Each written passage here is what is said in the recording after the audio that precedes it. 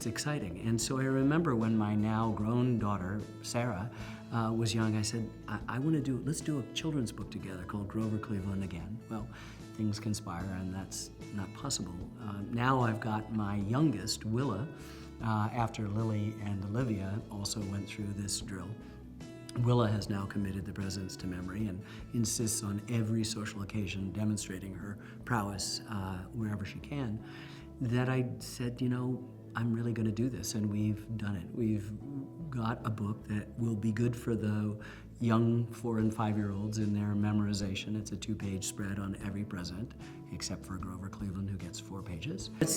We've tried to cram as much as we can into each of the biographies, and so you'll find a kind of legend, a key that gives the basic facts of birth and death and party and time of administration and pets and wives and party affiliations, and then there's a quote by them, and there's a pretty good deep prose thing which we've worked over the last few years to really refine and distill into something that's compact and at times funny and at times sort of, wow, I didn't know that. What was interesting is that collectively the presidents have loved their wives.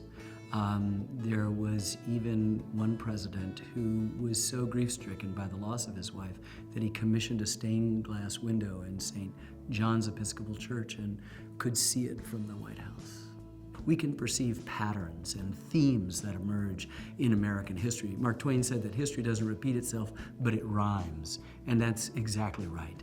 And so, as a filmmaker, I've spent my entire life trying to hear those rhymes and understand the way in which history rhymes, and that the past is very much part of the present. I do think that we've done a terrible job in teaching history. We've made it seem like castor oil, something is good for you but not good tasting. And I feel a responsibility as a filmmaker. I'm an amateur historian.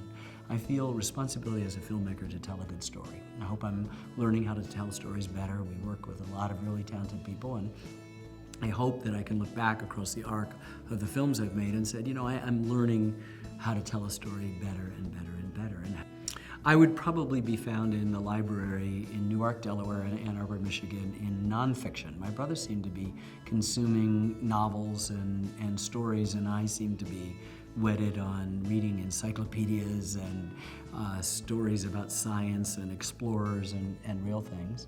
And I loved it. I loved the act of going with my mom or my dad to the library. I loved going when I got to be a certain age on my own. I loved the fact that a library card, it was the first idea I ever had in my life. First thing that ever said that I was somebody that was not a part of the hand I was holding.